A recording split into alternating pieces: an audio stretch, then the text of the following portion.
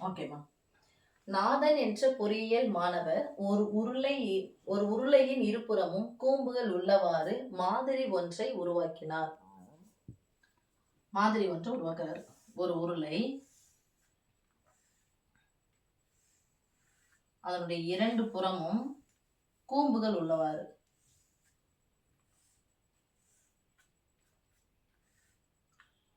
ஓகேவா? ஒரு மாதிரியை உருவாக்குற ஒரு மாடல் ஒன்று ரெடி பண்றாரு. மாதிரியின் நீளம் 12 சென்டிமீட்டர். நீளம்னா இங்க இருந்து இது வரைக்கும் சாமி, இந்த எட்ஜ்ல இருந்து இந்த எட்ஜ் வரைக்கும் எத்தனை சொல்லிட்டாங்க? 12 சென்டிமீட்டர்.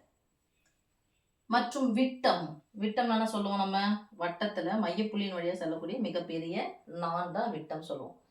அப்ப இது விட்டம் அப்படின்னு சொன்னா இந்த ஃபுல்லா விட்டம். நமக்கு என்ன தேவை? ஆரம் தானே தேவை. அப்போ விட்டம் அப்படின்னு சொன்னா வார்த்தையில அண்டர்லைன் பண்ணுங்க சாமி, நீளம். இதை குறிச்சிட்டேன். விட்டம் அப்படின்னு சொன்னா ஆரத்தை போல 2 மடங்கு. இல்ல நமக்கு தேவையானது எது? ஆரம். அப்ப ஆரம் நீங்க என்ன பண்ணணும்? ஆர் ஈக்குவல் டு இந்த உருளையின் ஆரமும் கூம்பின் ஆரமும் சமமா தான் வருவோம். அப்ப ஆர் ஈக்குவல் டு விட்டத்தில் பாதி. விட்டத்தில் பாதி. பாதியை பிரிக்கணும்னா சமமா பிரிக்கணும், 2 சமமா பிரிக்கணும், அவ்வளவுதான். அப்ப ஆரம் ஆர் ஈக்குவல் டு 3/2. ஓகே. இப்ப ஒவ்வொரு கூம்பின் உயரமும், இந்த கூம்பின் உயரம், இந்த கூம்பின் உயரம், ஒன்னொன்னுத்தினுடைய உயரமும் 2 சென்டிமீட்டர்னு சொல்லிட்டாங்க.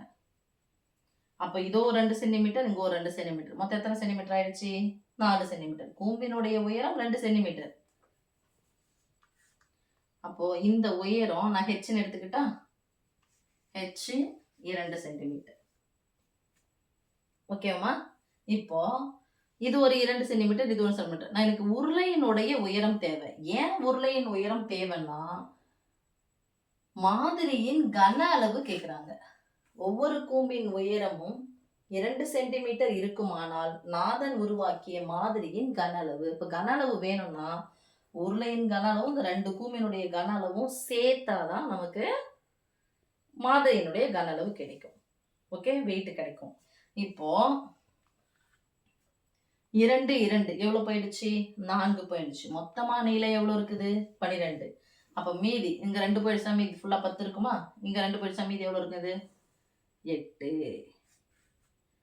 அப்போ உருளையின் உயரம், இந்த கேபிட்டல் H போட்டுக்கலாமா பாருங்க, கேபிட்டல் H 8ன்னு போட்டுக்கிறேன். 6 2த்துக்கும் பொதுவானது 6. H அப்படிங்கிறது கூம்பினுடைய உயரம் 2 சென்டிமீட்டர். இந்த உயரம் வந்து உருளையினுடைய உயரம் 12ல இருந்து இங்க 2 போயிடுச்சு 10, இங்க ஒரு 2 போயிடுச்சு 8. ஓகே.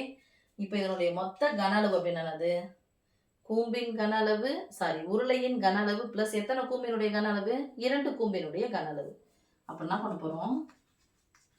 மாதிரியின் கன அளவு ஈக்குவல் டு, சொல்லுங்க எதனுடைய கன அளவு சாமி? உருளையின் கன அளவு.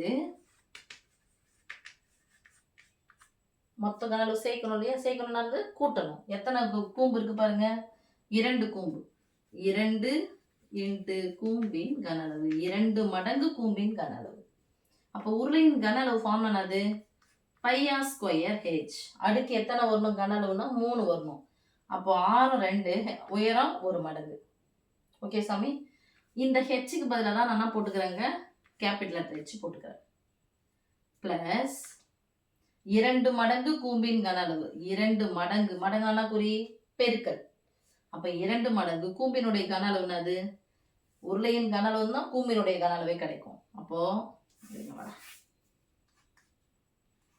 πr² உருளையின் கன அளவு உயரத்தை நான் எடுத்துக்கிறேன், capital letter H, πr²h plus 2 மடங்கு, மடங்குனா குறி பெருக்கல், ஒரு கூம்பு ஒரு கூம்பு. அப்ப 2 மடங்கு கூம்பின் கன அளவு. கூம்பின் கன அளவு எதுல இருந்து எடுக்கிறோம்? உருளையில இருந்து தான் எடுக்கிறோம்.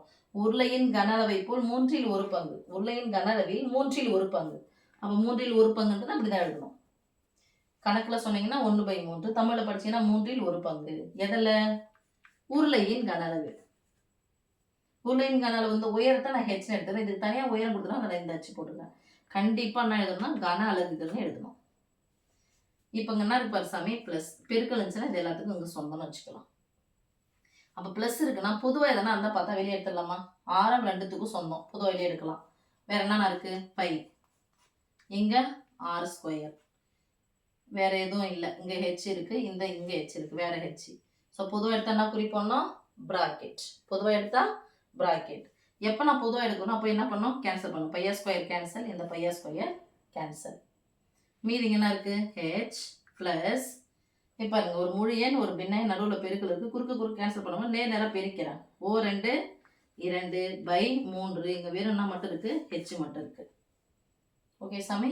இங்கே பையனுடைய மதிப்பு 22/7 இன்ட்டு ஆறினுடைய மதிப்பு விட்டத்தில் பாதி 3/2. அப்போ ஆர் ஸ்கொயர்னா 6 2 முறை போட்டு பெருக்கணும். 3/2 எத்தனை முறை போடணும், 2 முறை போடணும். இன்ட்டு ஹெச்சினுடைய மதிப்பு 8 ப்ளஸ் 2/3 இன்ட்டு இந்த ஹெச்சினுடைய மதிப்பு 2. பெருக்கல் ப்ளஸ் எதை ஃபஸ்ட்டு செய்யணும், பெருக்கல். ஒரு முழு எண் ஒரு பின்ன நடுவில் பெருக்கல் வந்துச்சுன்னா குறுக்கு கேன்சல் பண்ணணும். சம்மந்தம் என்ன பண்ணணும், நேராக பெருக்கணும். அப்போ நேராக பெருக்குனா 8 ப்ளஸ் 2 4/3 இருக்கு. ஒரு முழு எண் ஒரு பின்ன எண் நடுவில் ப்ளஸ் வந்துச்சுன்னா குறுக்க பெருக்கி கூட்டி பை போடு. 3 24. 24 கூட 4 கூட்டினா 28/3. அப்போ இது ஃபுல்லாக என்ன பண்ணலாம் பாருங்க, 22/7 இன்ட்டு 3/2 இன்ட்டு 3/2. இந்த ப்ராக்கெட் ஆனது பெருக்கல் பொதுவானது என்ன வரும், 28/3. ஒரு பின்னையன் நடுவில் பெருக்கல் வந்திருக்கு. அப்போ குறுக்க கேன்சல் பண்ணலாம். மேலே கீழே கேன்சல் பண்ணலாம், இல்லை குறுக்க கேன்சல் பண்ணலாம். குறுக்கு கேன்சல் பண்ணலாம். இந்த 3 அடிச்சிச்சா, இந்த 2 ஓ 2 11 2 22. ஓரே 7 4 28. ஓ 2 2 4. மீதி என்ன இருக்குன்னு பாருங்க, 11 × 3 × 2. 3 2 6. நடுவில் பெருக்கல் 11 6 66. கண்டிப்பாக அலகு எழுதணும். கன அலகு என்னன்னு கொடுத்துக்கிறாங்க, சென்டிமீட்டர். கன சென்டிமீட்டர் அல்லது சென்டிமீட்டர் கியூப்னு எழுதணும். நல்லா கவனிசாமி. இந்த ஃபார்முலாவுக்கு 2 மார்க். இது மாதிரி எழுதினீங்கன்னா 1 மார்க் தருவாங்க. இது எழுதிட்டீங்கன்னா 1 மார்க்கு. அப்புறம் தனியெல்லாம் போட்டு எழுதுறீங்களா, மீதி இருக்கிறது எல்லாமே இது 2 மார்க் கொடுத்துருவாங்க. இந்த இதுவெல்லாம் எடுத்துட்டிங்கன்னா இதுக்கு 2 மார்க்கு, இதுக்கு 1 மார்க்கு. ஸோ மொத்தம் 5 மார்க். ஓகே.